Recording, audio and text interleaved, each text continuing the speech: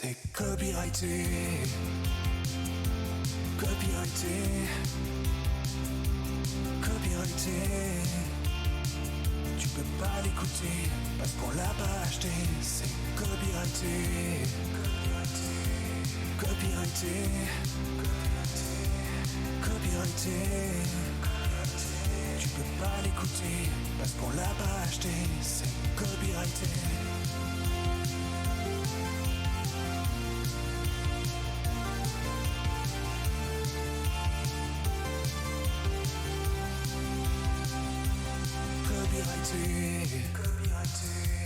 On n'a pas de blé, mais tu peux m'en donner.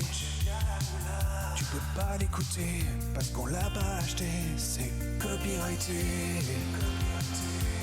copyrighté, copyrighté. Tu peux pas l'écouter parce qu'on l'a pas acheté. C'est copyrighté, copyrighté, copyrighté. Tu peux pas l'écouter parce qu'on l'a pas acheté. C'est copyrighté.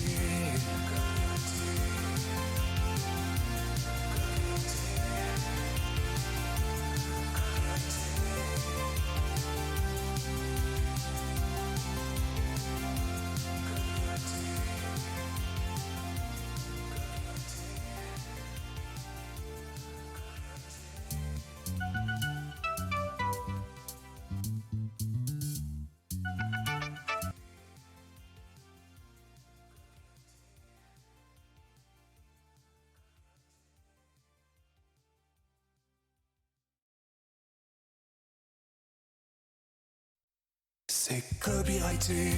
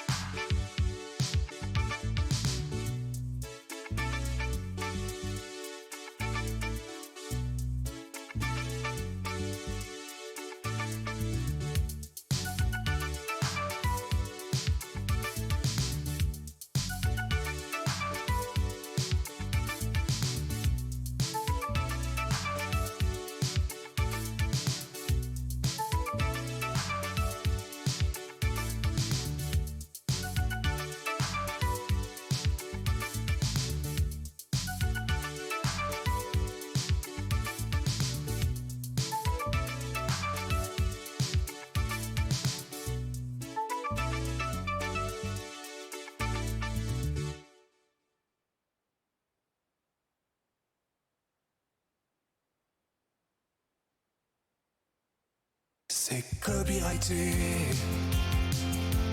copyrighté, copyrighté. Tu peux pas l'écouter parce qu'on l'a pas acheté. C'est copyrighté, copyrighté, copyrighté. Tu peux pas l'écouter parce qu'on l'a pas acheté. C'est copyrighté.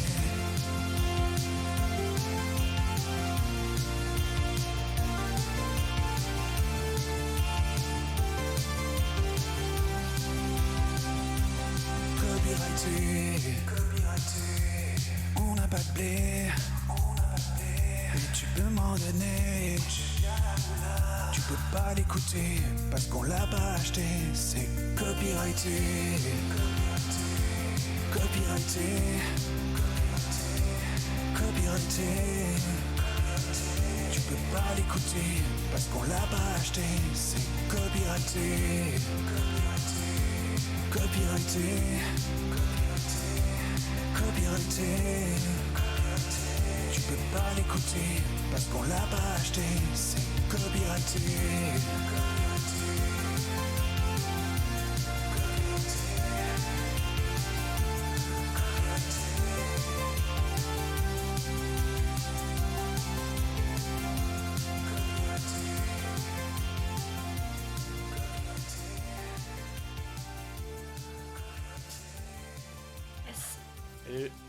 Et c'est parti. Bonsoir tout le monde. Salut le chat. Alors, Salut. attends, on va remixer un peu le son. Bonsoir les gens. Là, Allez, ça on va laisser Romain faire le mixage. Exactement. La fameuse Alors, question, est-ce que le son Dis-moi. est bon dans le chat? C'est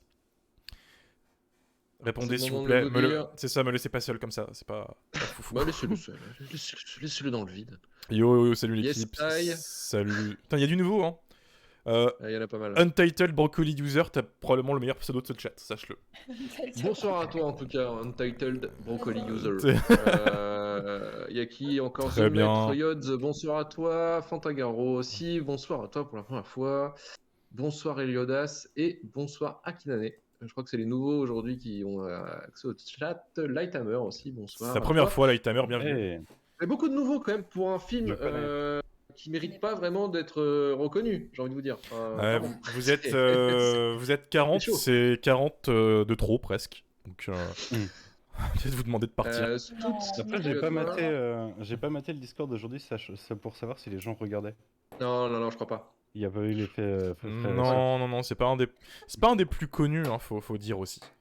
C'est pour ça que je dis qu'il y en a 40 de trop. C'est un ratage foireux, quoi. Mais on en parlera de toute façon. C'est un ratage Mais, confidentiel. Voilà, c'est ça que je voulais dire. Et on va dire aussi bonjour aux j'ai envie de dire aux habitués. Il y a Alizé, salut à toi. Xénombé56, salut à toi aussi.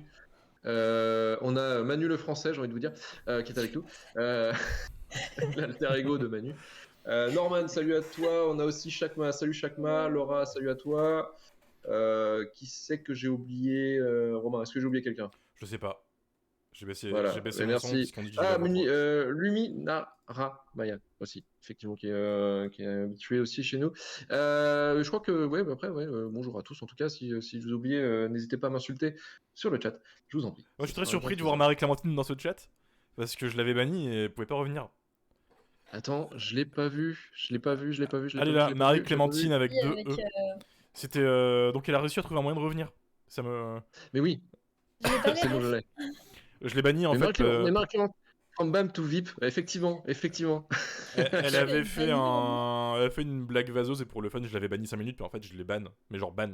Et j'ai pas réussi à la déban et ça a ban tous ses mails. Enfin, ces trucs, je sais pas, c'était bizarre. Ah, Manu, t'es dans les backrooms là. Faire du Manu. Bonsoir. Bonsoir. On a vu les J'ai Lego. visité mon appart comme ça. C'est ça. Ouais. On a vu la collection Fun Pop. Mais Il y en a Manu, pas beaucoup de ça pourtant. Du Indiana, on t'a vu aussi, t'inquiète pas. oui, je suis mieux que Elle la va tête, jamais je tenir le menace. résumé. J'ai menacé. Bah, forcément. Bah oui, j'ai été menacé, Marie. J'ai été menacé. T'as failli. Une En seconde. fait, c'est à cause de Romain. Effectivement, c'était une blague de Jurassic Park où elle avait dit que Jurassic Park c'était de la merde et effectivement Romain a ban. Ah oui, je me rappelle. Ok, Ça me c'est paraît bon, je plutôt me rappelle. juste comme réaction.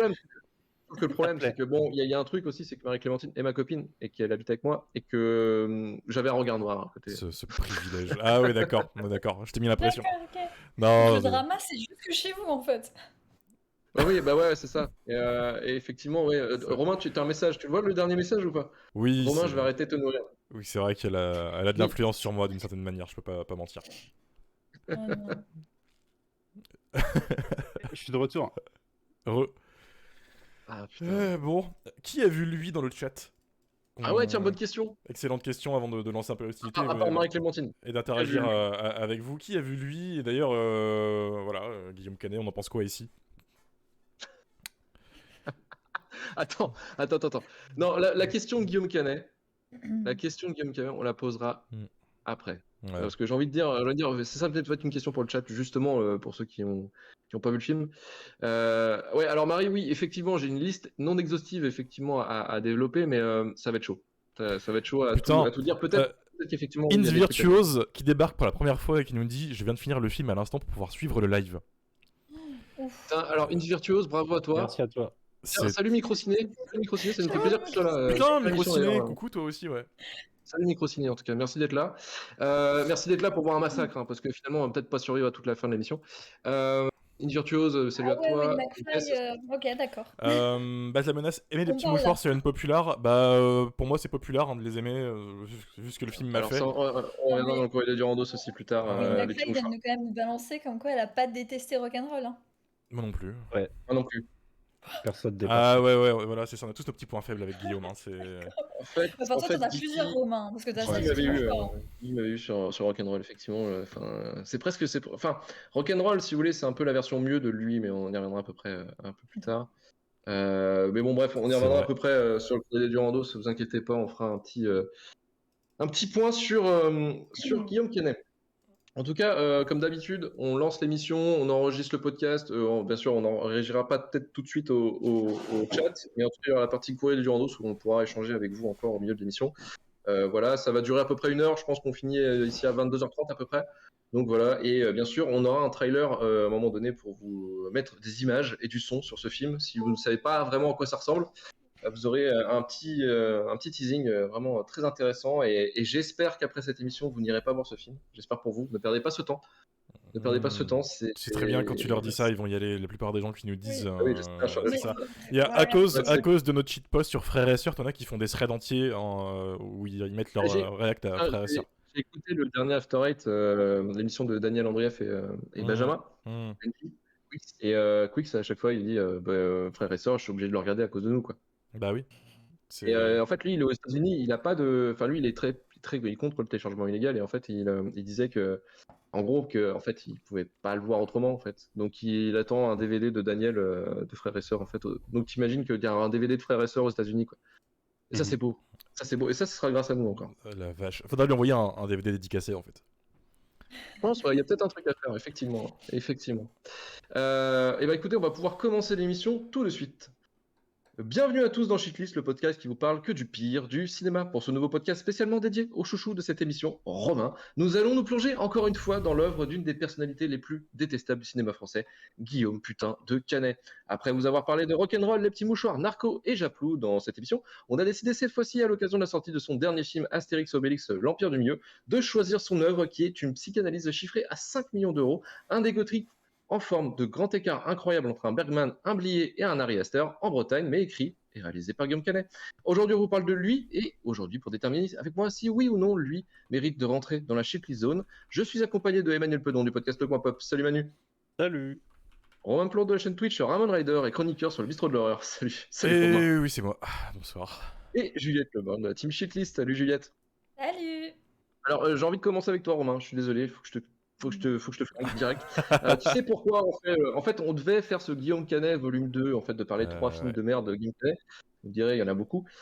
Mais en fait, donc on s'est concentré sur la nouvelle formule et on voulait quand même parler à l'occasion, parce qu'on a fait un bonus Patreon il y a la semaine dernière sur Astérix et Obélix, l'Empire du Milieu. Donc n'hésitez pas à nous soutenir pour écouter cet épisode fantastique. Et on s'est dit, effectivement, pour l'occasion aussi, voilà, c'est Guillaume Canet, il refait parler de lui. On devait parler peut-être d'un film Cursed, vraiment, où beaucoup de gens nous ont tagué d'ailleurs sur ce film, sur les réseaux sociaux, je m'en souviens au moment de la sortie. Effectivement, sur lui, et on s'est dit, c'est peut-être le moment de le faire. Et avant qu'on commence le film, de toute manière, je voulais te poser la question, quelle est ta relation, justement, Romain, avec Guillaume Canet? Et tu peux glisser les petits mots, pas droit. Voilà, j'ai redécouvert Guillaume Canet lors de notre épisode sur les pires Guillaume Canet, et j'attendais rien du gars. Alors, en effet, allez réécouter cet épisode, parce que j'ai pas aimé tout ce qu'il a fait, sauf les petits mouchoirs qui m'a surpris, j'ai fait un coming out de droite, et j'ai pleuré comme une merde devant les petits mouchoirs. Ce qui fait que Guillaume, je sais pas comment le prendre, si tu veux. Est-ce que je le hais? Est-ce qu'au fond je l'aime bien? Qui est-il réellement, finalement, tu vois? Et j'y vais toujours un peu une sorte d'appréhension en mode, est-ce que là il va réussir à m'avoir ou pas, tu vois? C'est pas une haine comme certains ici, dont je ne citerai pas le nom, sinon Luc va s'énerver. Mais c'est pour ça que même Astérix, tu vois, même si je savais que ça allait être pourri, j'y suis allé un peu en mode, bon bah, on va voir quoi.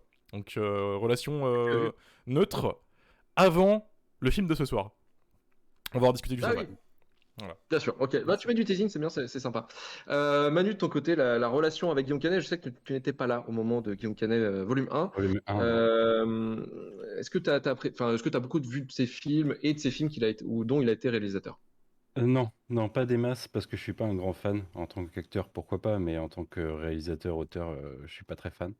Et j'étais très content d'avoir loupé la première shitlist. Le volume 1, malheureusement, c'était qu'un volume 1. Ça m'a fait découvrir des choses sur Romain à l'écoute, c'était intéressant. Mais non, j'y suis allé un peu reculons là.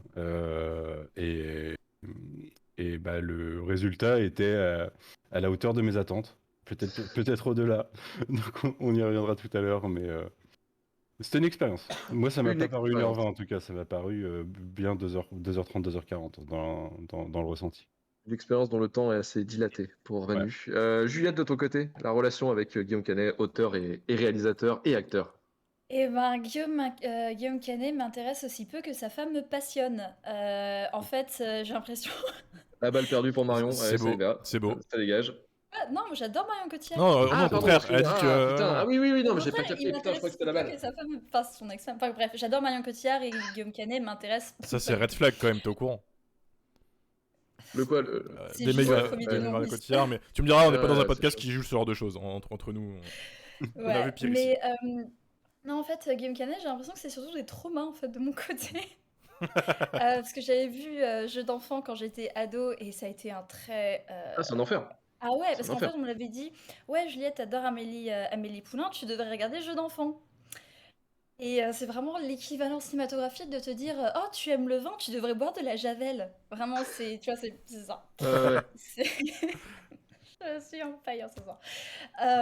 Ouais, non, en fait, je me suis rendu compte qu'à chaque fois que je regarde un film de Guillaume Canet, je passe un mauvais moment. Donc, dont Narco, que tu m'as rappelé que j'avais regardé en effet. Merci encore pour ça. Donc maintenant, en fait, Pas si j'évite. mauvais, on s'était Si. concerté pour dire que c'était Non, pas si si. dégueulasse que ça. Oh, Non, c'est Nargo, c'était vraiment. Non.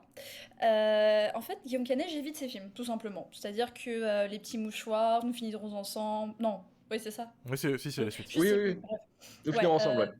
j'évite. En fait, voilà, le Astérix, je vais peut-être le voir, je sais pas, pour Non, rentabiliser non. ma carte. Non, non, non, non, non, non, non. au contraire, faut qu'il se Voilà. manque le film. Même Non. nous, avec le Donc, du cinépass, coup, on a non. regretté, hein, tu vois. Ouais, putain, chier quoi. Mais non, en fait, Guillaume Canet, il ne m'intéresse pas du tout. Et même en tant qu'acteur, je discutais avec ma mère du coup de l'épisode et elle me disait, mais il a fait des bons films, Guillaume Canet. Je fais, ben, j'ai pas l'impression. Et j'arrivais pas à donner le nom d'un bon film Il y en réalisé a- par Canet. Il Donc, y en a. Ah, réalisé par Canet. Avec Canet, t'as des Après- bons films, mais réalisé, c'est oui, c'est t'en chaud. as un ou deux peut-être, tu Mm. trouves vite fait en cherchant sous un caillou. Mais non, en fait, Canet m'intéresse peu, voire pas du tout. Voilà, donc Merci. on peut finir le podcast là-dessus, en fait, finalement, dire que Canet, c'est pas ouf. Voilà, allez, à la Bien semaine joué, prochaine. bien joué, très bien joué. Non, on va malheureusement vous parler pendant au moins une demi-heure de son chef-d'œuvre, j'ai envie de vous dire, de lui, et tu peux nous envoyer la bande-annonce, s'il te plaît, Romain? Oui. Attends.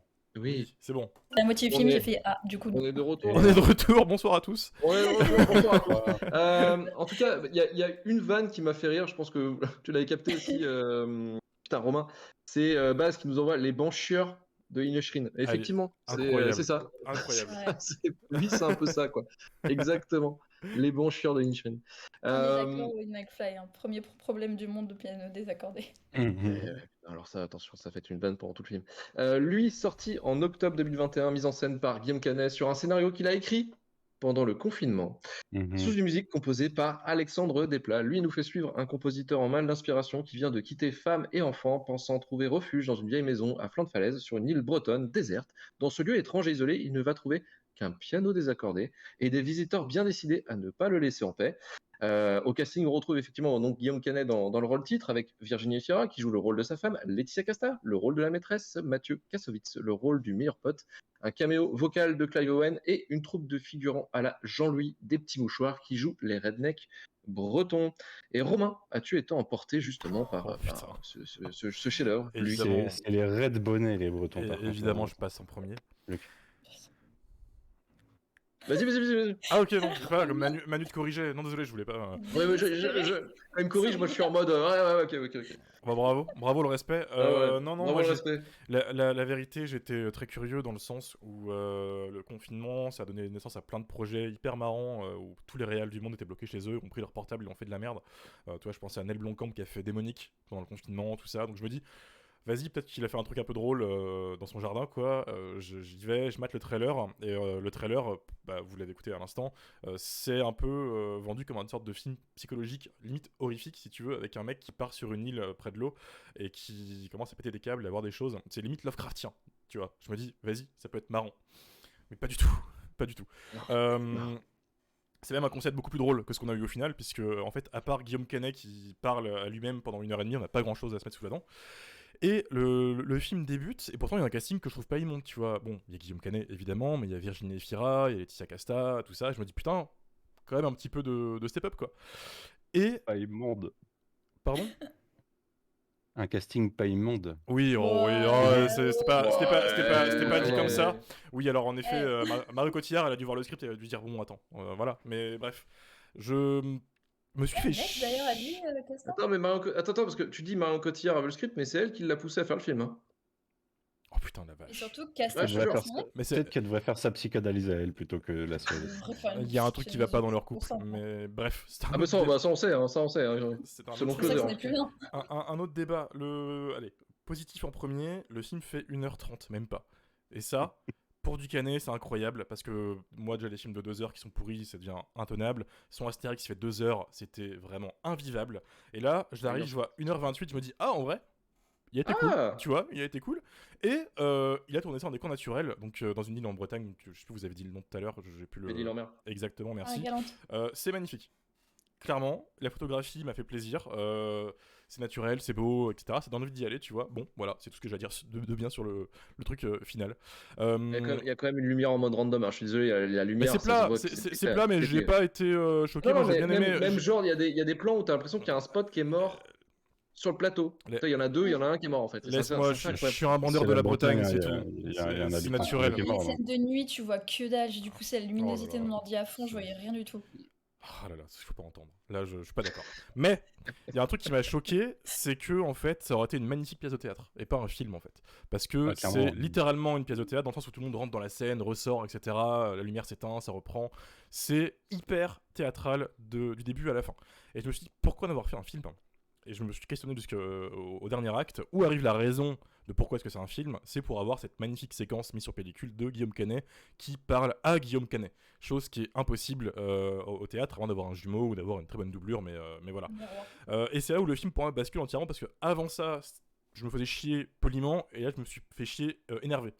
Dans le sens où il nous fait ce petit numéro de petit malin en disant regarde, je suis psychanalyste toi-même, tu vois. Et vraiment, enfin, gars, t'es pas un auteur. Tu te veux auteur. Tu essayes avec ce film de faire ton film d'auteur, ton grand film sur toi-même.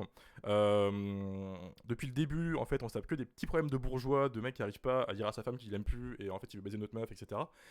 Et... Ouais, mais après, qu'il veut quand même revenir avec sa meuf. Ouais, c'est ça. Non, mais en fait... En regrettant et en détestant du coup sa maîtresse. C'est ça, bon...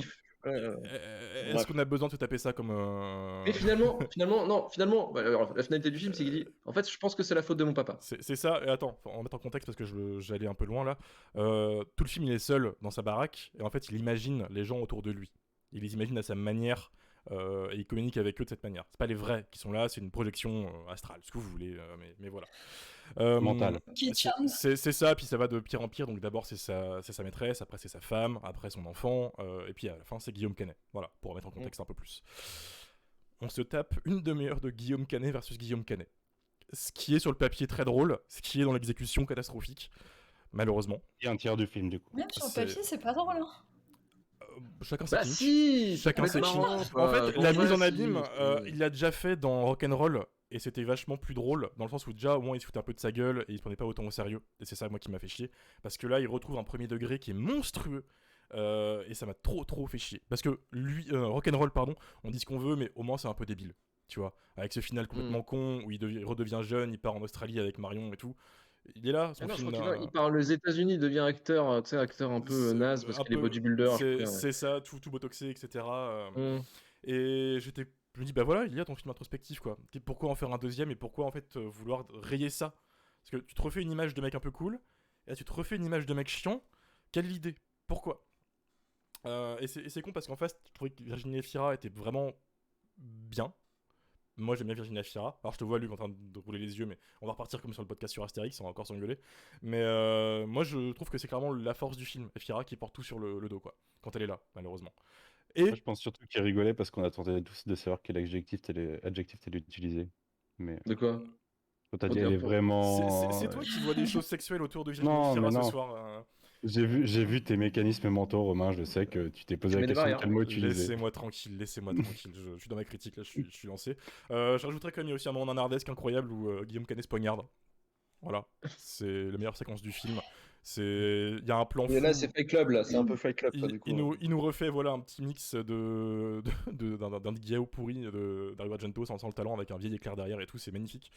Et voilà, je me suis poliment fait chier 1h30, c'était 1h30 que je récupérerai pas, que je vous conseille pas de vivre. C'est un ego trip monstrueux, vraiment. Et c'est vraiment ça qui choque, c'est que des ego trips, il y en a plein. Hein. Là, il y a Spielberg qui en sort un bientôt, et ce sera sans doute Oh, bah, c'est très pas bon. ma qualité, hein. J'ai aucune. Ouais, voilà, si t'es réel, t'as ton ego trip. Quoi qu'il arrive, c'est. Voilà. Mais là, en fait, les ficelles sont tellement un mec, t'as visibles, ton ego c'est trip. super dommage. Et je lisais justement qu'il a écrit le film de manière un peu sans fil rouge. Il écrit pendant le confinement un peu de manière. Il se levait, il écrivait des lignes, et puis voilà, et ça donnait ça en fait.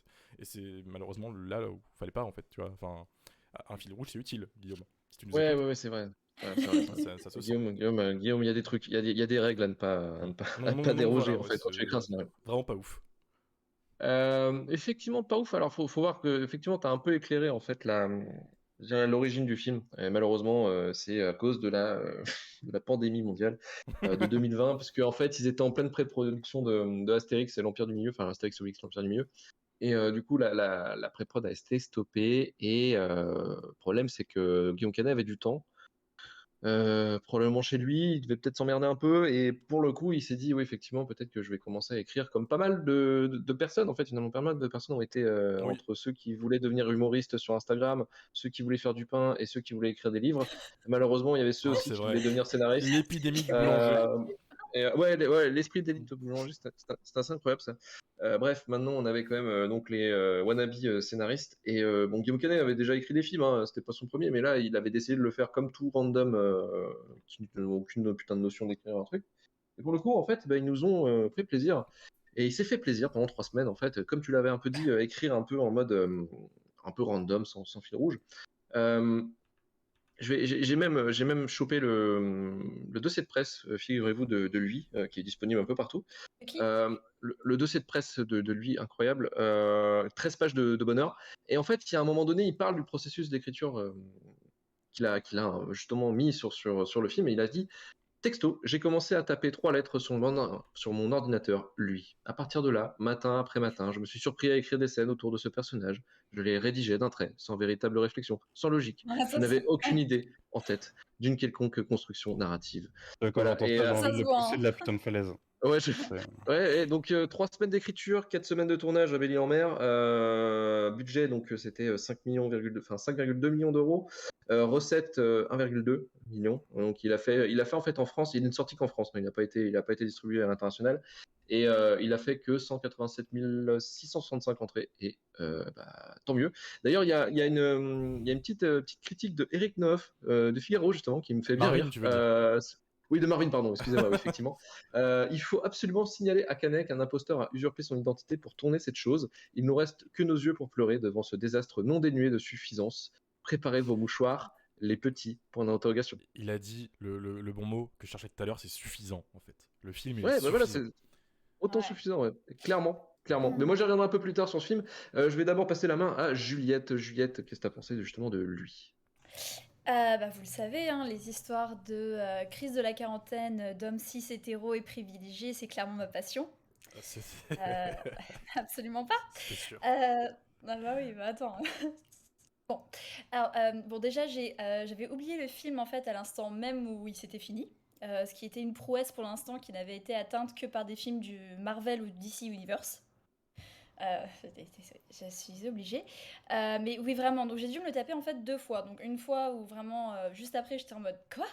Et une deuxième fois, du coup, en accéléré pour me rappeler 2, 3 trucs. Et encore, en voyant la bande-annonce, je me suis rappelé qu'il y avait un gosse dans l'histoire. J'avais complètement zappé qu'il y avait son enfant. C'est vrai qu'il y a une Pour moi, séquence de voilà, fou. c'est un film comme tout le reste du film. C'est vraiment un film oubliable. Mais non, enfin, vraiment, blague à part, j'ai passé un très très mauvais moment devant lui. Petite anecdote d'ailleurs, un petit peu cocasse. Je l'ai vu samedi soir et en fait, plutôt dans la soirée, j'ai eu une discussion avec un mec lambda sur les réalisateurs, les scénaristes qui écrivent des personnages féminins et qui ne savent pas écrire des personnages féminins et qui du coup réalisent des films très très problématiques. J'avais utilisé comme exemple Last Night in Soho, mais au final, j'aurais pu utiliser lui parce que on retrouve, Ou Zack on retrouve Snyder, ça, hein, au passage. ou Zack Snyder. Enfin, la liste vraiment pour le coup, Je sais s'il y a pas bien une qui est liste qui le est pas pire des exhaustive. trois en fait, C'est- clairement. Mais Je sais pas, mais il fallait tous les Vraiment. citer. Moi, on va pas tous Non, les mais citer, tu vois. en vrai, s'il y a bien une liste qui est pas exhaustive, c'est bien celle des réalisateurs ou des scénaristes qui ne savent pas écrire des personnages féminins. Et Très clairement, Guillaume Canet en fait partie parce que lui est à vomir sur ce point-là. Ce film est tellement sexiste que je trouve que le mot misogyne est trop faible encore pour le décrire, tu vois.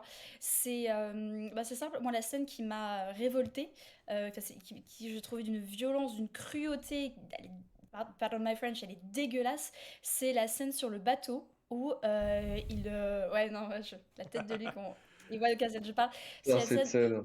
Spoiler, non, il était dans la bande-annonce en plus. Donc il y a une scène sur le bateau où Canet est en train de parler donc à sa projection astrale de Virginie Efira et de Cette sa femme, maîtresse, donc sa Laetitia maîtresse. Casta. Voilà. Bon, moi déjà perso, Virginie Efira c'est ma femme, je la trompe pas. Mais bon, après chacun s'ennuie. non, mais très bon argument, la vérité. Très bon argument, ouais. Ouais. Tu vois, moi je suis mariée avec Virginie Efira, mais je la... Non, enfin Ouais, ouais. bref. Puis même, et ma maîtresse c'est Laetitia Casta, mais je suis pas déprimée déjà, et puis en plus je la traite mieux que ça, quoi. Donc bref, tout ça pour dire que, donc il est sur une scène, voilà, sur son bateau, voilà, son petit voilier, Bélie Lambert, Marie Galante, yada yada. Et en fait, il va se débarrasser de sa maîtresse de la façon la plus subtile qui soit, c'est-à-dire qu'en fait, il va volontairement bouger le mât pour que Laetitia Casta se le mange en pleine gueule et tombe du bateau et se noie. Donc là, on a littéralement assisté à un féminicide et traité à la rigolade, genre en mode ah ouais, t'as raison, j'en ai marre de ma maîtresse, paf. Et j'ai trouvé ça à vomir qu'un film qui sorte en 2021 2021, voilà, qu'un film qui sorte à ce moment-là, alors que ça fait quand même des années que le sujet des féminicides est quand même au centre de beaucoup de discussions, que c'est quand même un gros problème qu'on a en France et que c'est totalement ignoré par nos autorités et qu'on est un réalisateur français qui a du budget, qui apparemment est écouté quand même par une certaine bourgeoisie française, même si, enfin, Ouais, mais c'est la même bourgeoisie en Il fait fait. la crise Ils sont de la d'accord avec quarantaine, ses tu idées en comprends fait. pas. Ça... Ah, Il a ses Ouais, problèmes, tu l'as il a fait, ses mais problèmes, tu vois. Ouais, mais je trouvais ça à vomir en fait. Et, Ouais, bien sûr, tout ce qui s'en rend pas compte. c'est pas ok. Ouais, mais c'est pas ok. Et c'est ça le problème, c'est qu'il s'en rend pas compte. Et le problème, c'est que le film traite ça à la rigolade, qu'il y a des gens qui vont regarder ça, qui vont faire oh, c'est marrant, il a tué sa maîtresse avec un mat de bateau. Mais va crever, mec! Mais tu fais pas ça en 2021. Enfin, bref, tout ça veut dire que je passais déjà pas un bon moment. À partir de là, j'étais en colère. Et que, en fait, voilà, c'est pour moi le Honnête. gros problème. Ah ouais, non, c'est Très horrible. honnête, j'aime bien. Et le gros problème du film, en fait, c'est ça, c'est son scénario et tout particulièrement l'écriture des dialogues. Vraiment, j'écrivais mieux des trucs, des fanfictions quand j'avais 13 ans, tu vois. C'est une horreur. Ah, ça dépend. C'est fanfiction sur quoi? Je dévoilerai ça dans un épisode. Ah putain. Le droit au secret, Luc. Le droit, Ah, au secret. ouais. Patreon. C'est bon, bonus Patreon, ça part. Le droit de ne pas s'impliquer. Donne-nous tes fanfictions et laisse-nous la lire en live, je t'en supplie. Ok. Je peux trouver ça. Je Vas-y, demanderai à ma mère de trouver ça. let's go. Bref, oui, donc les dialogues sont horribles, le scénario, enfin l'ensemble de l'écriture, on dirait que c'est un premier jet. Il n'y a pas eu de réécriture, il y a eu 0 script docteur. Vraiment, bah, c'est logique avec ce que disait le truc de presse. Hein, et vraiment, 3 il l'a écrit, semaines, hein. puis. Ouais, bah putain, mec, passe 3. Enfin, le confinement, ça a duré 2 mois, hein, t'aurais pu rester plus longtemps dessus. Hein. Et ouais, et en fait, moi, quand j'ai vu ces films, j'ai juste l'impression qu'en fait, Canet, le confinement, ça le saoulait. Il a voulu trouver un moyen de signer des autorisations de sortie à ses potes. Ils sont partis en vacances en Bretagne. Et lui, ben, c'est des petits mouchoirs au temps du corona, quoi. Et à part ça, j'ai rien à sauver du film. C'est une merde. C'est une merde. Je suis désolée, mais c'est une merde. C'est problématique sur. Si vous êtes dire ça dès le début, C'est ça. c'est ça. C'est problématique sur plein de levels. C'est à vomir. C'est insultant pour les femmes. Mais bon, après, tout le cinéma de Canet est insultant pour les femmes, donc ça change rien. Même Virginie Fira que j'adore, je trouve que ouais, dans le film, ça faisait plaisir de la voir, mais même elle peut pas se sauver des dialogues aussi pourris. Et j'espère juste voilà qu'elle a pu récupérer un bon chèque de ça pour payer pour la thérapie qu'elle va devoir suivre après avoir tourné dans cette merde, quoi. Eh ben écoute, merci en tout cas de ton honnêteté et ton rant enfin, vis-à-vis du film. Je comprends ta colère parce que moi j'étais en colère sur un autre film. C'était Astérix et Obélix, l'Empire du Milieu, justement. On avait fait le bonus Patreon où Romain a dû me calmer à un moment donné parce que ça partait Ah vraiment ouais, très. ouais. Alors, c'est pas une Euh, manière de vous dire de nous donner de l'argent, même si vous pouvez nous en donner, évidemment. oui, Euh, oui, oui. mais on a atteint le Luc le plus énervé au possible. De C'est tout le podcast hein, Universe, c'est-à-dire de tout ce que j'ai fait en 6 ans, clairement. c'est le podcast où j'ai le plus pété un plomb. Et en fait, vraiment, Canet, enfin, j'ai du mal avec lui, en fait. Vraiment, personnellement, il me fait violence, en fait. J'ai envie de le claquer instantanément dès qu'il est à l'écran, en fait. C'est terrible.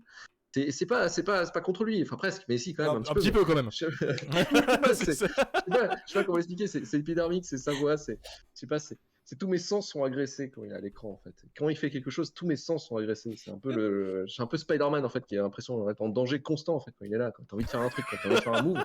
Et, euh, et ouais, C'est ton putain, bouton vert. ah ouais, non, je sais pas, j'ai vraiment du mal avec ce mec. Et pour le coup, en fait, avec sa psychanalyse, alors, je comprends l'idée, en fait. Enfin, vraiment, je comprends l'intérêt du film, au travers même, ça se voit à l'affiche qui est pas trop mal d'ailleurs, l'affiche du film. Alors, déjà, si je parle de l'affiche J'ai du film et pas que je dis que c'est aimé, pas trop mal, dites-vous le niveau du film. Mais il y avait une espèce d'emprunt, en fait, sur, effectivement, enfin, on pense direct à Bergman. Lui, il s'est dit beaucoup influencé par Bertrand Blier pour son côté humour et peut-être aussi pour dire Guillaume Canet voulait dire j'ai fait mon calmos mais j'y crois pas trop des masses parce que bon vraiment pas quoi. C'est un peu le calmos chez les bourgeois en fait si on pourrait dire ça parce que oui effectivement il en a marre des femmes et tout ça un peu comme il y avait dans Calmos mais sauf que là on n'a pas le talent d'écriture de Blier quoi clairement pas là on a vraiment c'est une écriture vraiment pas bien faite et c'est fait par un mec qui se croit enfin qui se croit intéressant peut-être ou Il- qui intéresse qu'une certaine caste en fait de la C'est bourgeoisie ça. Puis il clairement. écrit ça d'une manière, comment dire, qu'on justifie un peu de ça, mais comme un album de Fauve qui parle de l'amour, si tu veux. Et c'est très très dur à écouter. C'est très précis, ça. Ouais. C'est vrai. Mais c'est ça que j'arrive C'est pas à très- dire depuis tout à l'heure. C'est très précis, mais je visualise totalement. C'est presque un slam. T'as envie de le tuer. Clairement. Ouais, un slam fait pas un boomer, hein. Non, mais en fait, tu parlais du truc, tu sais, de la scène du bateau, là, défoncer sa maîtresse. Déjà, il la défonce verbalement, tu sais, il la Oui, démonte et puis c'est horrible. il finit Ouais, chevou les avec mots sont le mât. violents. Ça, c'est des trucs, en fait, que je pense, très sincèrement, que les quarantenaires qui sont dans la même caste, en fait, que Guillaume Canet, pour eux, c'est normal. Non, très clairement, en fait, si tu veux, Oui. pour eux, c'est normal. Ouais, mais Pour moi, c'est ça le problème en fait. oui, mais voilà, c'est problématique, mais pour eux, c'est normal. Et en fait, pour le coup, en fait, c'est même plus drôle, en fait, c'est dire qu'il essaie de faire de l'humour ou il essaie d'en rire, sauf que ça ne marche pas. Tu vois. Et puis, effectivement, en fait, il essaie de faire un petit peu son persona en essayant de dissocier parce qu'en fait, là, Guillaume Canet, dans le film, c'est un compositeur de musique, en fait. Oui. Ouais. C'est un pianiste. Et essaie de De musique de dissocier. film. Donc, tu vois que c'est Je une sais pas si vous avez métaphore un remarqué, peu mais le piano, il est pas entre. accordé d'ailleurs. Ouais. Putain, mais alors, ça, c'est Oui, il pas aurait possible, pas c'est souvent fou, ça. hein. Il va voir Insupportable. tout le voisinage pour essayer de se faire que son piano soit accordé.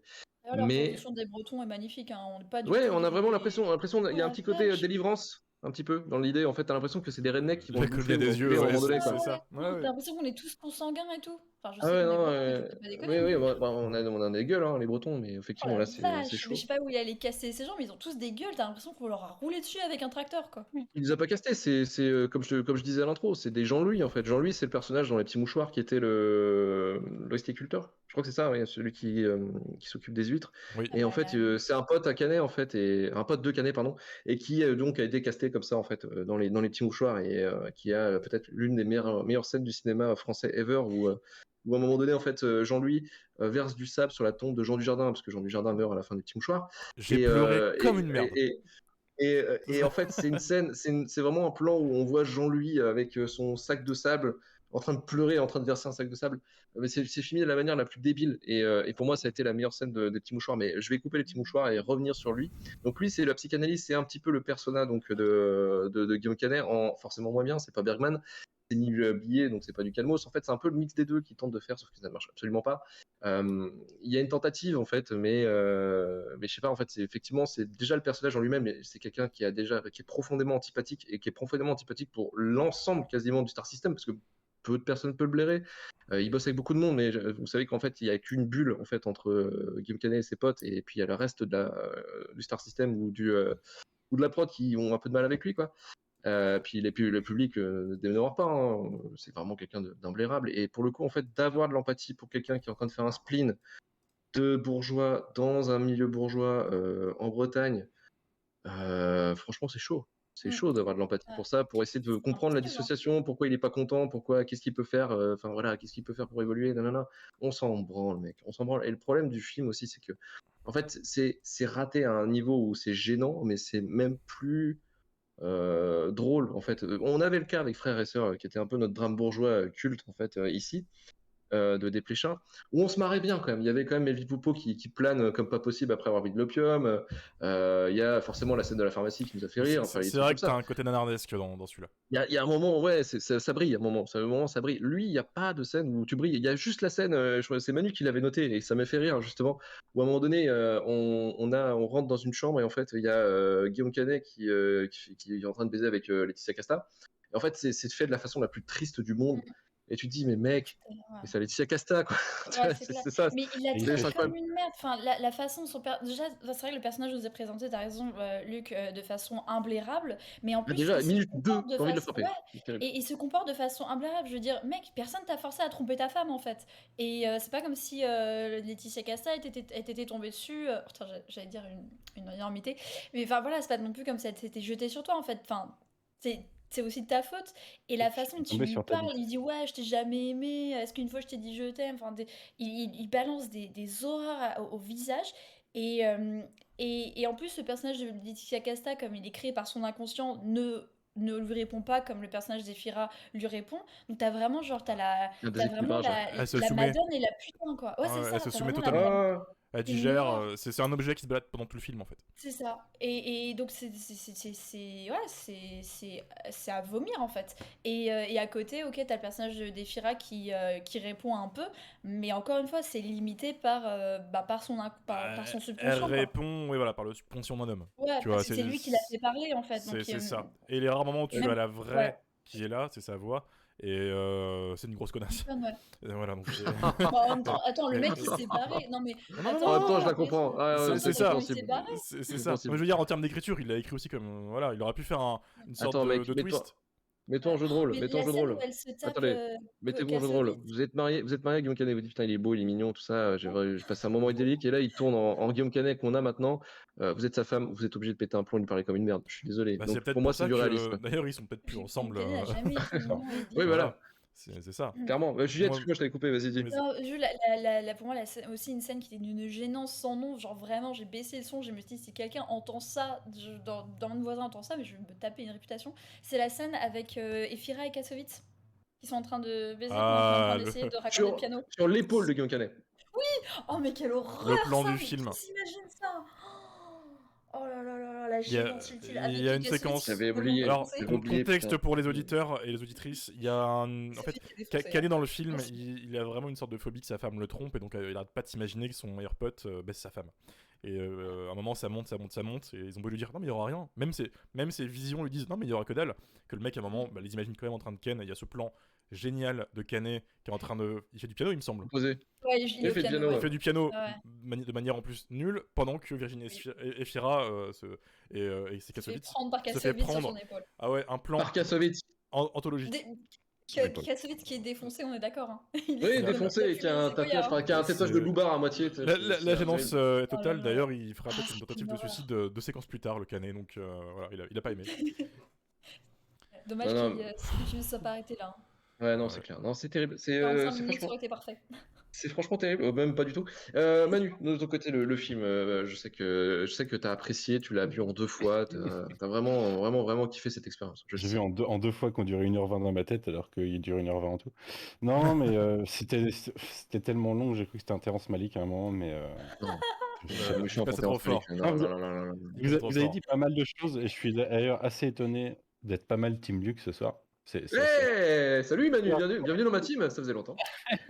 Non, parce Coming out de que droite. ouais, je suis pas... non, je Oh, suis bah pas non, mal non. d'accord avec toi. Et pour moi, c'est pas l'ego trip qui me gêne dans le film, parce que il y a plein de réalisateurs qui ont fait des bons ego trips et pourquoi pas, ça donne quelque chose de bien. Non, le problème de l'ego de Guillaume Canet, c'est qu'il lui fait croire qu'il sait faire des choses et qu'il peut tout faire en fait, qu'il peut faire tout ce qui. Parce que je suis persuadé qu'il sait faire des choses. Hein. J'ai pas vu tous ses films, donc je peux pas juger. Mais pas ça. Et je suis assez d'accord avec Luc dans l'idée que pour moi, il tente de faire de l'absurde, mais il n'y arrive pas. Et même la prod est au courant, puisqu'ils ne le vendent pas du tout comme une comédie dramatique, hein, ils le vendent comme un drame pur et simple.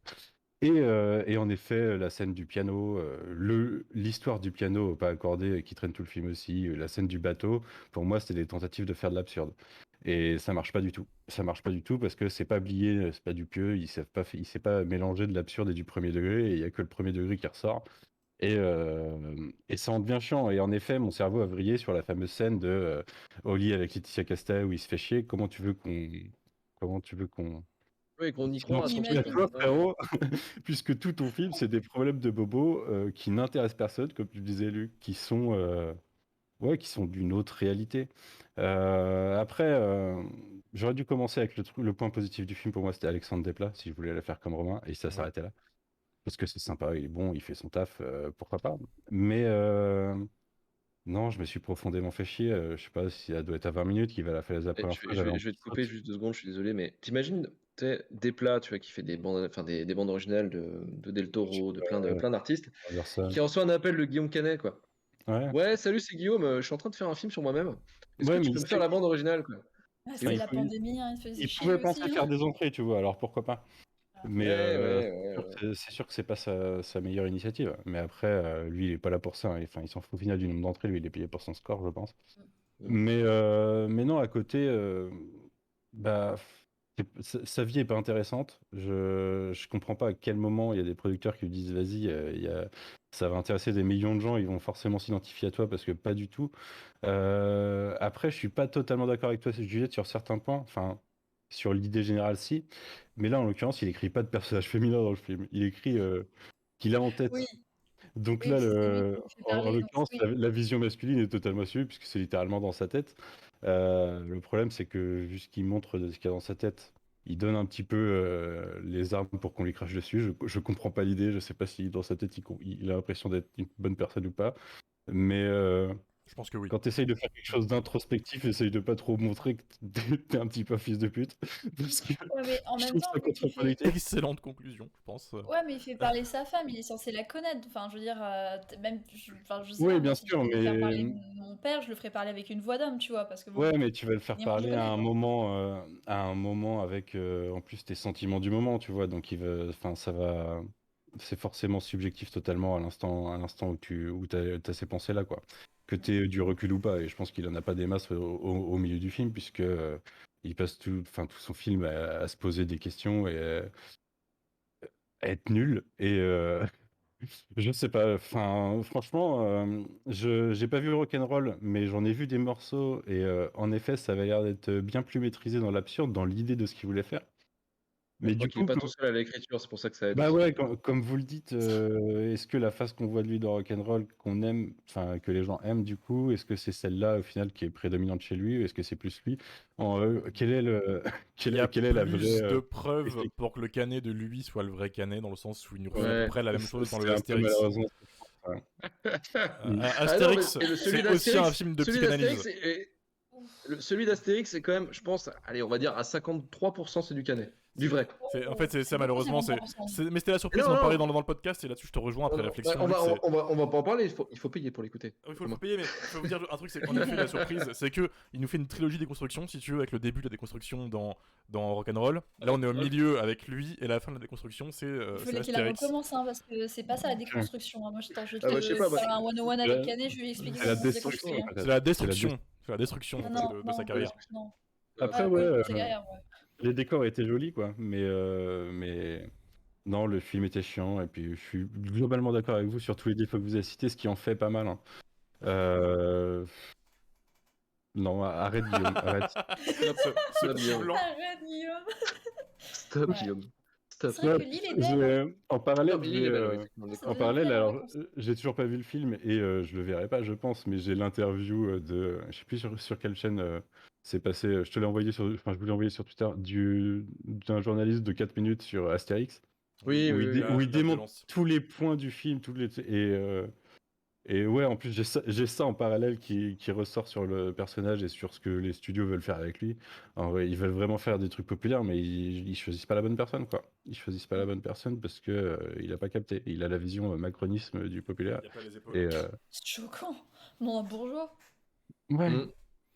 Et là, du coup, la question que je vais vous poser, la question finale avant de passer au courrier du Randos, ce film mérite-t-il la shitlist? Et je sais que bon, on va avoir on va avoir une Ouais. réponse Quelle assez Ouais, honnête. surprise. c'est sans équivoque, là. Romain, ce film mérite-t-il la shitlist? Bah oui. Eh oui, Eh oui. eh oui, tout à fait. Juliette, ce film Bah mérite-t-il la ouais, shitlist? mais est-ce que la Ouais. shitlist mérite Canet? Est-ce que la shitlist c'est pas trop bien pour le Canet justement? Bah, de toute façon, Hein? on a fait 5 films du mec maintenant. On est trop tard. On est Ouais. trop dedans. Non, ouais, vraiment, Non, ouais, on est trop oui, mouillé maintenant. ouais. On est trop Non mouillé. mais elle C'est est une tellement au relation long fond de la terme. shitlist qu'on devrait même pas avoir à le nommer, tu vois. Ok. C'est beau. Et Manu, de ton côté? Ah ouais, carrément, ouais. Mais moi, j'ai pris 100 fois plus de plaisir à vous écouter sur le volume 1 qu'à regarder ce film. Et, C'est euh, vrai, et, je suis les, d'accord. et les films que vous avez regardés dans le volume 1 avaient l'air mieux. Je regrette un petit peu d'avoir Non, parce que. Non. utilisé ma cartouche à ce Tu moment-là. ne veux Je pas suis d'accord avec revivre Japlou. Moi, je fais encore des Ouais, cauchemars. c'est vrai, Ces ça plans avait de l'air un peu chevaux, dur. quand même. Mm. C'est. Non. Japlou, Ouais. c'est mort. Mais les Je suis deux juste autres, ça avait l'air contente. marrant, ne serait-ce que pour discuter, quoi. Oui. Ça avait- Ah ça- bah ça pour avait- discuter, oui, c'était pas mal, ouais, effectivement. Ouais. Je suis contente juste qu'on n'ait pas eu à vivre les jeux d'enfants. Oui, ce qui était Mm. prévu, oui, le volume 2. Tellement Mais ça viendra. fou Ouais, comme Voilà, tout de suite. Ça me Si vous faisait voulez, peur. si vous voulez plus de Canet dans Shitlist, écoutez Non, le Game Canet volume 1. Non, j'ai pas dit Ça. qu'on en referait, et automatiquement, nous finirons ensemble, finira bientôt dans la Shitlist, forcément. On mais, lance le hashtag shitlist chez Canet. Canet chez shitlist, plutôt. Hashtag Canet chez Canet, shitlist. c'est vrai qu'attendez, Le on a rendez-vous enregistré, il y a effectivement, on en a fait 6 films, je crois, si on compte avec Astérix. Je crois qu'on a fait 6 films où il y a Canet dans le bordel. Ouais. Et là, ça commence à faire beaucoup, effectivement. Là. Est-ce Effectivement, que c'est pas Canet serait pas après Paul W.S. Anderson le réalisateur le plus cité dans Shitlist? Alors En tout attends, cas, C'est le le on a- réalisateur le plus cité. on avait une liste faite par des gens C'était du Evitoni. Discord et tout. C'est Evitoni, je crois. C'est Tony. Evitoni, ouais. Je sais que bah du coup, l'ex-femme de Canet, c'est l'actrice qui a été le plus shitlistée, Marion Cotillard. Ce qui est fou parce que ça reste quand même une actrice hyper talentueuse, quoi. Pas Oui, alors. Pas tout le temps. Et nous, on est là pour récupérer les mauvais côtés, quoi. Et alors, putain, j'ai pas la liste, on la retrouvera, mais je pense que Guillaume Canet Ouais. fait partie du haut du panier. Est-ce qu'on ne devrait pas lui demander d'être le parrain de l'émission? Vu comme- Mais je Lui, suis il a curieux. chaud. Alors, j'aimerais Franchement. vraiment que Canet Non, écoute alors, nos épisodes et Canet, nous en fait, dise.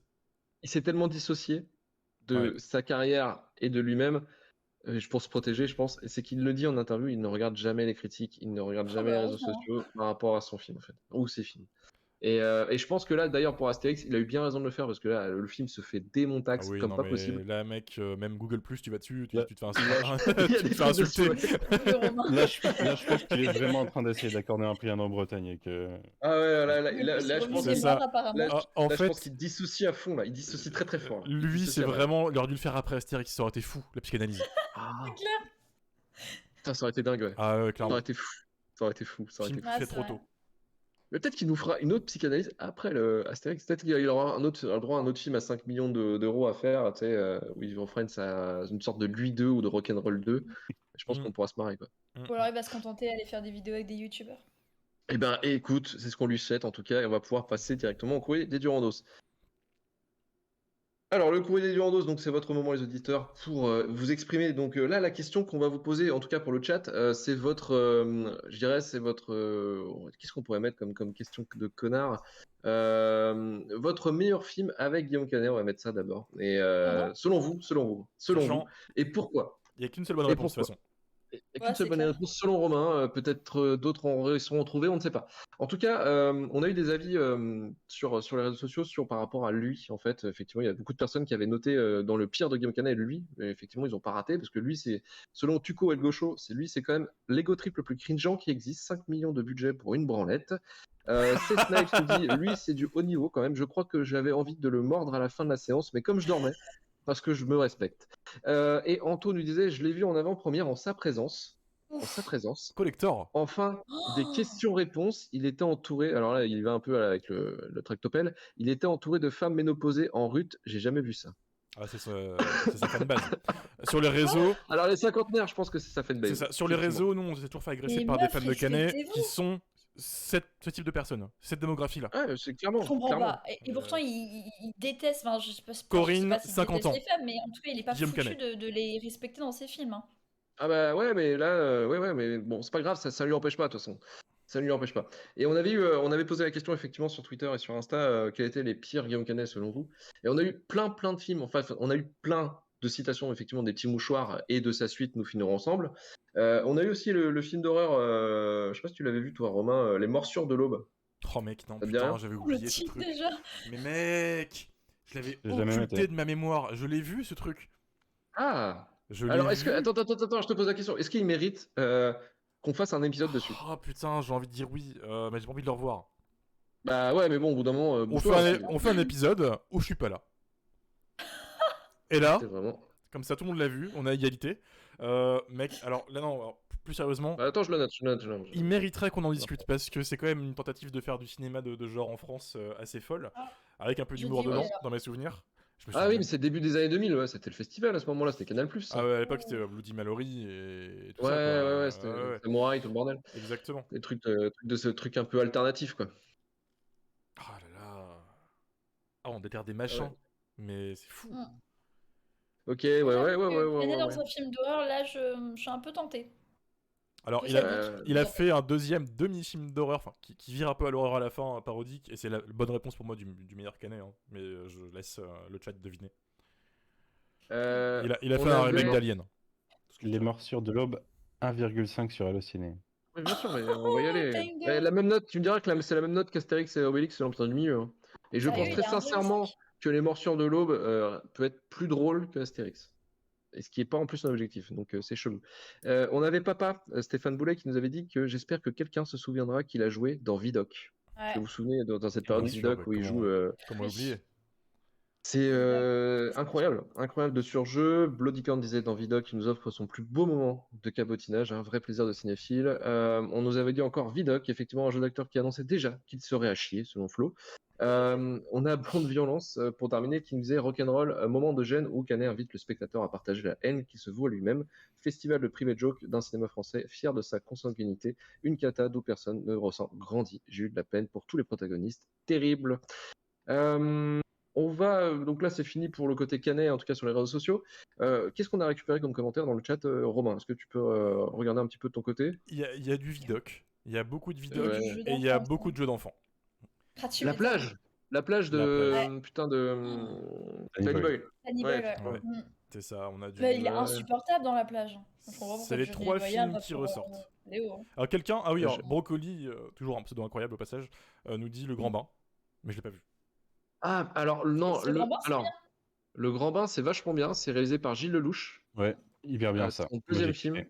Mm, mm. Alors Ouais, c'était ça la réponse. C'était le seul film dans lequel je trouve qu'il est bien, c'est Le Grand Bain, justement. Alors, dans le Grand Ah ouais, Bain, c'est vrai que dedans, il est bien, ouais. Guillaume Canet, alors ce qui est assez excellent, c'est que je te trouve que c'est peut-être le film de Guillaume Canet, où il y a Guillaume Canet qui joue son vrai rôle à 100%, le plus pur en fait. Parce que c'est donc c'est Le Grand Bain, si vous ne l'avez pas vu, c'est un film un peu de quarantaine en dépression. déprime, mais drôle, et qui est je crois, qui est écrit par Julien Hervé, qui était Guignol les infos. Là, c'est Je pas un sais ouais, truc donc de c'est direct, il y a dépressif plus de caractère subtilité, bobo, quoi. quoi. Hein? De quoi? C'est pas un truc de bobo, là. C'est un Non, truc... non, c'est un film assez universel en fait, finalement, Mm. peut-être la perte, enfin un petit peu de vraiment le moment où tu craques, enfin, je me suis un peu reconnu dedans aussi dans ce film, et c'était assez. Ça aurait dû, t'as 45 ans. Hein. Il y en a pour tout Ouais, le non, monde. non, non, mais c'est un peu le film en fait. En gros, voilà, quand tu craques ou quand tu voilà de quête de sens sur ce que tu fais. Et il y a pas mal de personnages dans ce film et il y a celui de Canet qui est en fait qui est catégorisé comme un gros connard avec ses enfants, D'accord. hein, avec Quelle son fils surprise! Oh mon son Dieu, fils qui est je lui-même suis en fait choquée. impacté par sa connardise, parce qu'il n'arrive pas à parler, il a du mal à s'exprimer. C'est sa femme aussi qui, au bout d'un moment, va tellement en a marre d'en prendre plein la gueule qu'elle va se barrer du jour au lendemain. Et sa mère, en fait, du coup, on lui explique en fait que c'est un connard parce que sa mère l'insulte tout le temps, en fait. Elle a le syndrome de tout le temps. Et ouais, c'est vraiment le rôle, je trouve, même s'il est imbuvable dans le film, il est vraiment imbuvable. Donc je trouve que c'est son rôle, en fait, qui lui colle le plus à la peau et qui, en fait, représente peut-être le Guillaume Canet Tu mens. dans sa forme la plus pure. Donc Tu voilà. mens, tu mens. Il y a un Je suis film, Mais d'accord. super film en tout cas. il y a un autre film qui est Je suis- incroyable avec lui et tout le monde l'oublie et c'est ça qui me désole, mais moi personne ne l'a cité dans les pires donc ça me rassure. Celui dont je parlais tout à l'heure, c'est Un ticket pour l'espace de Cadet Olivier. Pas vu. Alors il y a que toi qui aimes ce film en fait. Je pense Alors, qu'il y a que toi qui l'as vu, Jourdain. Non, non, Non, non. non, non, non, Non, il y a que lui c'est que toi qui l'aime en fait. il est incroyable, je suis désolé. Moi, tu me fais un remake d'Alien avec un dindon géant, personnellement, vendu. Et Canet qui joue un double Canet avec un frère bizarre et tout, mec qui est moche, et moi je trouve ça incroyable. Voilà. Je, Ouais, il y avait une image sur Twitter quand même dans les réponses. Justement. je ne tolérerai aucun slander envers ce film, qu'on soit clair. Pour moi, c'est intouchable. KDO à l'époque, intouchable, injouable. D'accord, ok, mais non, c'est nul. Non, c'est bon, Non, arrête, non, non, stop. non, non, non, non, non, non. Non, c'est pas possible. On repart pour une heure, C'est moi pas je possible. On parle de. Non, non, mais je le note justement, c'était pour l'espace dans Shitlist. Ah, Pour mais mec, aussi le mais. faire. Oh, mais c'est problème de santé. Mais si. Mais balade pas de santé pour toi, nous ça va être un peu plus compliqué quoi. Ouais, c'est clair. Ouais, un Je sais dindon pas, dans moi je l'espace, pense que je là, peux j'ai être un peu peur. convaincu. J'ai plus le nom du film où il joue un gendarme. C'était pas Il faut tirer près du cœur, une connerie dans le genre? Je sais plus. Je crois que c'est ça, hein. Si je l'avais vu passer. Ah, la prochaine fois je dirai le cœur, ouais, c'est ça. J'ai pas vu ce film-là, j'ai pas envie de le voir, mais ça a l'air d'être incroyable. Enfin, C'est cliché de film français où les titres c'est des phrases. bah ouais, mais c'est Mais- lui qui a un peu instauré ça. Ne va bien, je ne dirai à personne. C'est lui qui l'a réalisé Ouais. aussi. Donc, enfin, c'est une adaptation après, il me semble. Oui, ça un existait roman. même dans les années 70 et tout. Hein. Mm, mm. Mm. Ouais, c'est vraiment le Euh, cliché c'est du film français, donc le titre est une périphrase. Avant de passer aux recommandations, Romain et Manu, vous êtes allés quelque part, à un petit festival, il n'y a pas si longtemps. Alors, c'était quoi comme festival? On va parler d'un autre format, d'un autre média plutôt. On va parler de bande dessinée. On était à Angoulême avec Manu.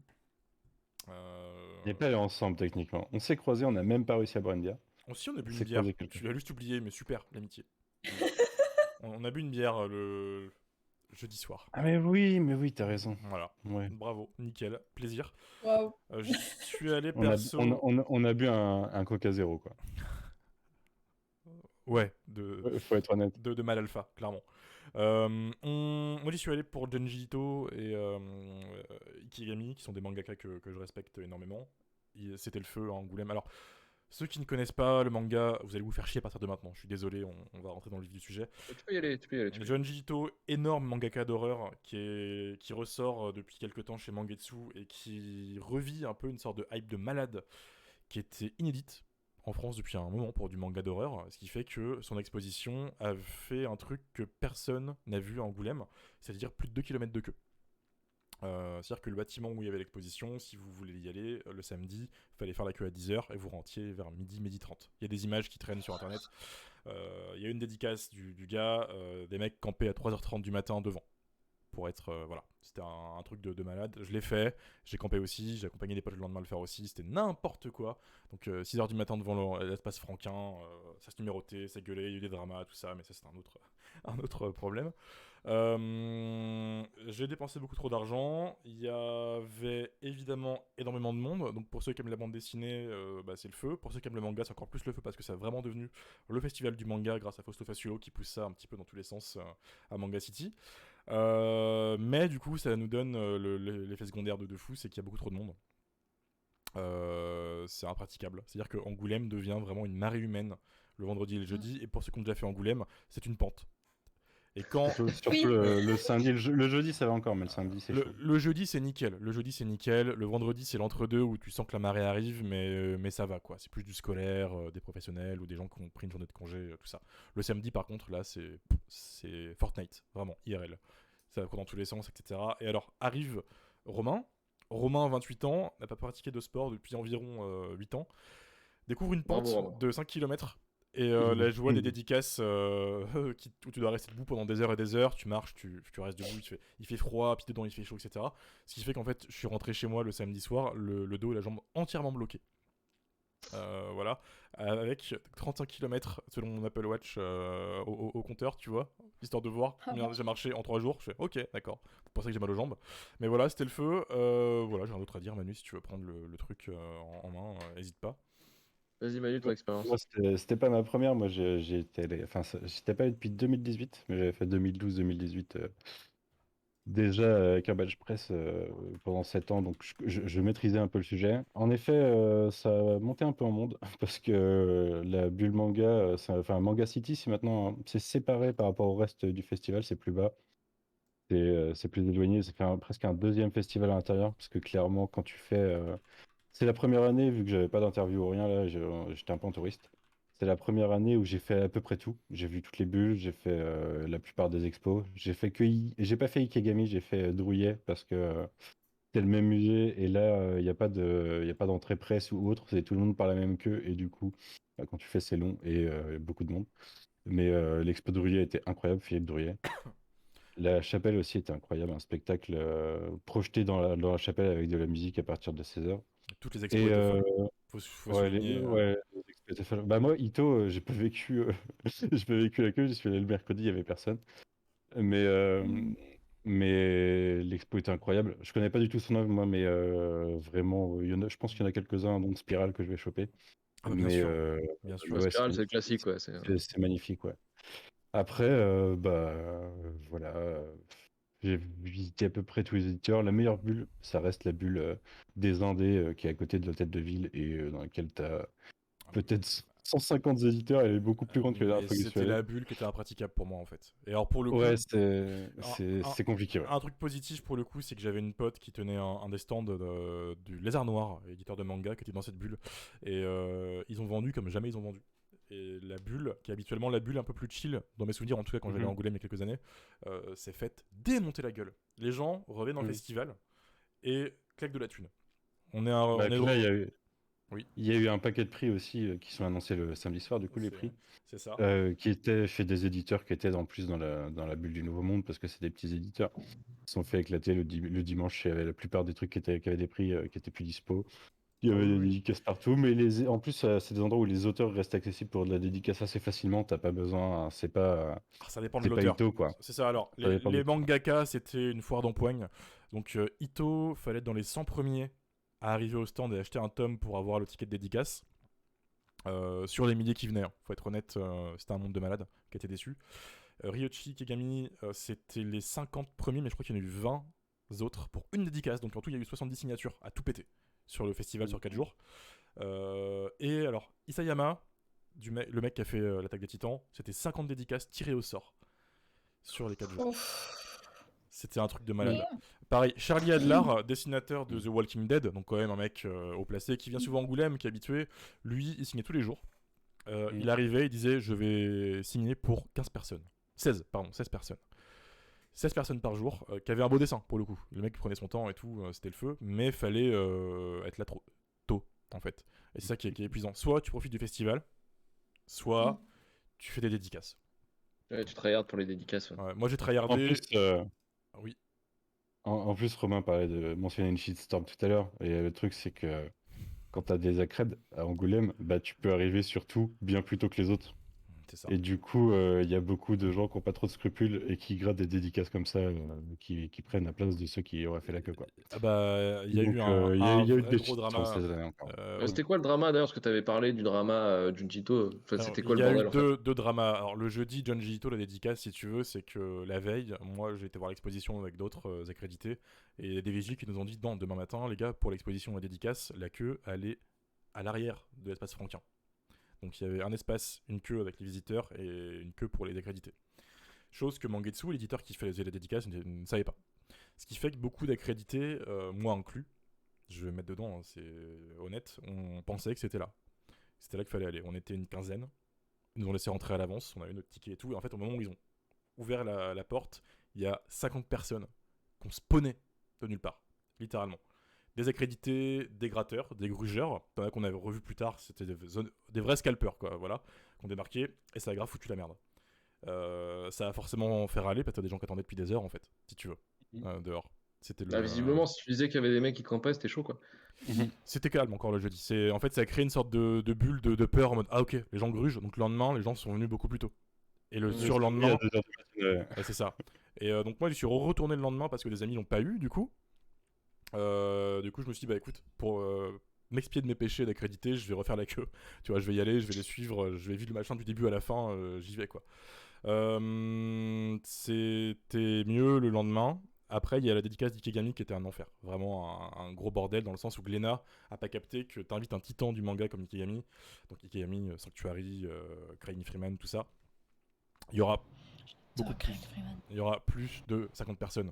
Le mec, il a 80 balais, donc évidemment qu'ils allaient lui faire signer pas beaucoup de monde, mais ils l'ont très limité. Et là aussi, les accrédités ont bien foutu la merde. Pour le coup, j'ai observé le machin de loin, parce que moi, je suis arrivé un peu en retard, et j'ai réussi à me glisser à la fin de la queue en 2 spi et tout. C'était vraiment l'enfer. Mais en gros, il y a pas des accrédités presse, mais des accrédités exposants, qui sont en réalité des TikTokers, qui prennent ce badge, parce qu'ils peuvent rentrer encore plus tôt que les presses, pour aller dans la queue. Ils avaient réservé plein de places, ils ont bougé, les presses sont venus leur voler les places, du coup les exposants sont revenus les engueuler, ça a commencé à s'embrouiller devant d'une manière de malade. Voilà, C'est une embrouille entre privilégiés du coup. Ouais. Et derrière, t'en as d'autres qui du coup sont ramenés, qui ont fait la queue depuis 3h du matin, qui ont vu ça et qui se sont dit bah allez vous faire enculer quoi. Et le pire, c'est que la foule de gens qui a foncé la dédicace a dégommé un gamin. Un pauvre gamin qui avait un handicap, donc qui nous a dit je suis autiste et cardiaque. Il avait un accompagnateur et tout. Le pauvre gamin s'est fait démonter par la foule parce que tout le monde court à 10h quoi. Et lui, voilà, il était premier, il pensait qu'il allait avoir la dédicace. Bon, il est passé devant, évidemment. Mais voilà, c'est le dark side un peu d'Angoulême qui était assez fou à vivre. Où tu te rends compte qu'il y a du grugeur, il y a du connard, c'est chacun pour sa poire quoi. Beaucoup d'éditeurs ont communiqué dessus. Je pense qu'il y a eu le drama était tellement gros qu'ils vont devoir réagir pour l'année prochaine. Parce que là, c'était juste invivable quoi. Donc voilà. Angoulême. Voilà, Angoulême, drame et BD, c'est incroyable. Hein. Ouais, on parle même pas aussi de la polémique de Bastien Vives parce que sinon on va encore partir pour 3 heures. Non. Mais en plus, ils ont fait une. Alors moi, j'ai vu la conf du spin-off, qui est un spin-off, une convention séparée en parallèle d'Angoulême, du coup, avec des gens que tu verras pas à Angoulême, quoi. J'ai vu la conf, du coup, qui était sur le sexisme dans la bande dessinée et tout ce qui avait été levé par ce scandale, quoi, qui était super intéressante, mais qui n'était pas dans le festival officiel. Et le festival officiel a fait une conf avec 2 mecs et Coco, qui est pas la très bonne personne. Si tu veux au moins une femme dans cette convention, enfin dans cette conversation, c'est pas forcément celle-là que t'invites. C'était un scandale. Du coup, c'est vraiment en plus un dialogue de sourds entre d'un côté ceux qui ont une vision des choses et de l'autre côté ceux qui essayent de défendre quelque chose d'un peu juste. Donc, vrai dialogue de sourds et Angoulême n'était pas sous le meilleur jour de ce côté-là. Ok. Mais est-ce que quand même vous conseillez de passer en Angoulême quand même pour le festival de la BD ou pas du coup pour les prochaines éditions? Ah ouais, moi j'y retournerai. Mais Angoulême, c'est un très bon festival, mais par des très mauvais organisateurs. Ok. Pourtant, de sources sûres, tu vois, je sais que dedans, il y en a qui luttent pour changer les choses. Et voilà, c'est juste que organiser un festival qui prend place dans une seule ville en entier, pas un lieu, mais une ville, c'est un enfer. C'est un gros bordel. Et là, après, ils sont rodés. Ouais, c'est ça, mais ils ont pas capté que ça allait, je pense, repartir en fait aussi vite, la foule.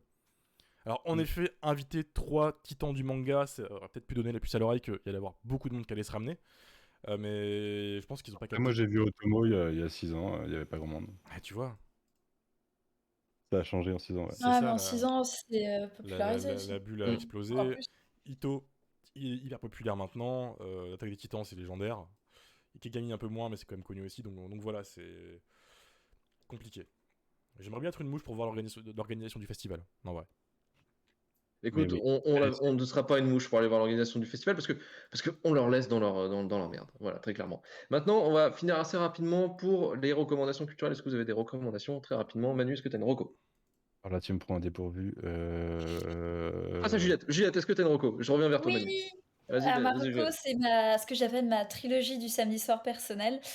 C'est consiste en fait à regarder le nouvel épisode de Drag Race US, le nouvel épisode du coup de Untuck, et après de regarder le pit stop sur YouTube avec Bianca Del Rio.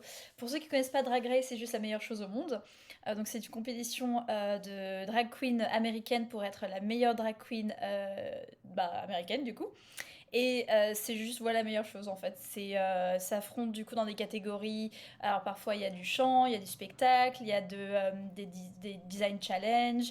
Va y avoir parfois ça va être de la comédie ou des voilà. Enfin chaque semaine il y a un nouveau challenge et à la fin de ce challenge il y a une vainqueur qui est désignée et une perdante. Enfin deux perdantes qui doivent s'affronter pendant un lip Un sync. libelle, ouais, ça. Ouais, c'est juste la meilleure chose. Et il y a toujours des guests super iconiques qui viennent. Là, cette saison, elle a commencé avec Ariana Grande qui était là sur 2 épisodes. Il y a eu Janelle Monáe aussi qui était là il y a quelques épisodes. Enfin, c'est un pur bonheur. Et après, donc, Untuck, c'est ce qui se passe en fait dans les backstage. Donc là, c'est un peu shady, c'est un peu bitchy, c'est très drôle, c'est beaucoup de drama. Et après, le pit stop, c'est en fait une vidéo YouTube sur la chaîne de Drag Race où tu as Bianca Del Rio, qui est une gagnante de la saison 6, si j'en fais pas de bêtises, Mhm. qui en fait invite d'autres drag queens historiques, parce que ça a 15 ans maintenant, Drag Race US, et qui invite soit des anciennes gagnantes, soit des anciennes participantes qui sont assez iconiques. Et en fait, elles débattent de l'épisode, elles reviennent dessus, elles échangent enfin, pas mal d'anecdotes où elles donnent Ouais. leur avis. Et en fait, juste se taper les trois de suite, c'est un pur bonheur. C'est vraiment c'est une ode à la liberté d'expression, à la liberté de soi, et ça fait du bien. Surtout après s'être tapé lui, ça fait vraiment beaucoup de bien. Donc toi, c'est Rocco, donc c'est Drag Race, j'ai envie de dire le Drag package Race. premium. C'est Le ça, le package package premium. vraiment pour avoir toute l'expérience ultime. Bah, effectivement, Canet dans Drag Race, oui, effectivement, ça, ce serait vraiment une Non, expérience il est pas à assez voir. déconstruit pour ça. Ah, ça serait une expérience à voir. Manu, de ton côté, alors, du coup, est-ce que tu as trouvé ta Rocco? Ouais, j'ai trouvé, on revient à la BD. Yes. Truc que j'ai chopé à Angoulême, justement, The Nice Sauce on the Lake. C'était le premier tome, je crois qu'il était en avant-première, mais qui est sorti la semaine dernière. Du coup, il est disponible chez Urban. C'est James Tynion Ford et Alvaro Fernandez Bueno Mhm. qui dessinent. Et c'est plutôt pas mal, c'est du fantastique. C'est un groupe de personnes qui se retrouvent invitées par un ami commun dans une maison sur un lac et il se passe quelque chose pour qu'ils sont là-bas. Et je vais pas en dire beaucoup plus parce que ça serait beaucoup spoilé, mais ça sera en 2 tomes, donc je peux vous le dire maintenant, parce que c'est fini et ça se finit le 31 mars, je crois qu'il sort le tome 2, ça se finira vite. Et ouais, franchement, c'est plutôt pas mal, les éditions sont belles et ça vaut le coup d'être lu parce que c'est un bon auteur en indé que j'aimais pas du tout dans ce qu'on appelle le mainstream, c'est-à-dire ce qu'il écrivait pour DC Comics en général, mais sur de l'indé, je trouve qu'il fait du bon boulot, donc une bonne reco pour moi, pour ce qui est de Vas-y, moi. remonte la BD et remonte le titre. Hein, redis le titre comme ça pour ceux The qui Nice seraient intéressés. House on the Lake. Nice house on the lake. Ok. Ok, super. Merci, Tu Manu. as la Bien. photo est Vas-y, belle. pardon. Vas-y, Romain. Est-ce que tu as une recommandation, vite fait, Ouais, du ben chapeau? moi je suis en pleine découverte, très en retard, de 20th Century Boys, qui est un manga dont je vois les louanges partout depuis des années, et je fais bah vas-y, j'ai une réduction, je prends le tome 1. Dinguerie totale. Voilà. Ok. C'est au stade où j'ai acheté le tome 1 juste pour tester, et en fait le jour même je suis retourné à la Fnac, choper le tome 2 et 3, malgré le prix, parce que maintenant c'est une perfect édition, ça coûte un petit peu cher, tu vois. J'ai foncé, je fais oh vas-y, incroyable. Donc je bouffe Alors que t'aurais ça pu aller à Japanim qui est à 100 mètres de la Fnac et qui a tous les tomes parce que je les ai vus la dernière fois que j'y suis allé. Écoute, on en reparlera en off. Je m'évade de cette discussion gênante. Moi, j'ai toujours été plus Otaku no Dera, malheureusement, et Ah, si tu veux, mais après, c'est aussi à 100 mètres. Hein. ils les avaient pas. Ils avaient le 1, ils ont le 5. Il manque le 2, 3, 4. Ah, bah, chez C'est Japanim, Voilà. j'avais. Voilà, bref. Long sujet où je m'évadais d'ailleurs. Voilà. Mais lisez Vas-y, 20th casse-toi. Century Boys. Vas-y. Lisez 20th Century Boys. C'est incroyable. Ok, ça marche. T'intéresses pour Romain. Ça marche. On va pouvoir finir l'émission. Et merci Manu, merci Juliette, merci Romain, et merci aussi à moi-même. Soutenez-nous toi. sur Patreon voilà, pour nous donner des sous, pour nous dire de continuer à nous faire autant de mal sur le cinéma. On remercie nos donateurs qui ont été nombreux cette semaine. Merci à Michael Monnier pour les 5 euros. Et il a le droit, grâce à 5 euros par mois, à du contenu exclusif, à un épisode bonus tous les mois. Et ce mois-ci, c'est Astérix et Obélix, l'Empire du Milieu, effectivement, 1 heure de pétage de câble, très clairement, avec moi, Romain et Karim. Et c'est la première fois que vous verrez Karim énervé. Et ça fait plaisir. Ça, oui, effectivement, c'est du premium, hein, c'est du contenu exclu. Et Karim Waouh. énervé, ça n'arrive jamais. Ça n'arrive jamais. C'est Ça très, fait, très ça rare. fait 5 ans que je le connais. J'ai jamais vu énervé. Et Même là, j'ai sur eu les peur. listes J'ai eu peur, dangereuses, moi. il était chill. Ouais, effectivement, ouais. Merci à Yacine pour les 5 euros, merci à Samuel pour les 5 euros, merci à Nicolas également pour les 5 euros, merci à WinMakeFly pour les 5 euros également, et un très grand merci à Pierre-Yves pour les 30 euros, qui aura le droit, lui à 30 euros, à proposer sa shitlist, donc il aura le droit à nous proposer 3 films qu'on sera obligé de faire. Et voilà, on sera obligé de les faire contractuellement, on est obligé de les faire, donc on les fera. Et également, on remercie Thibaut également qui nous a donné aussi 30 euros pour proposer également ces 3 films qu'il veut nous imposer dans Shitlist, qu'on fera aussi également malheureusement dans cette émission. Voilà. Merci en tout cas. Merci à tous, merci au chat d'être resté jusqu'au bout de l'émission, jusqu'à la fin. Retrouvez-nous bientôt pour un nouveau numéro, et plutôt la semaine prochaine en fait finalement. La semaine prochaine, est-ce qu'on peut dire, ce sera pas mardi, ce sera lundi soir, le prochain enregistrement. Mercredi, on sera aussi en live. En fait, il y a 2 lives la semaine prochaine. Lundi soir, on sera en live pour Shitlist pour vous parler de La La Land de Damien Chazelle. Sera-t-il dans la shitlist ou non? Mérite-t-il la shitlist, hein, ce sera la grande question.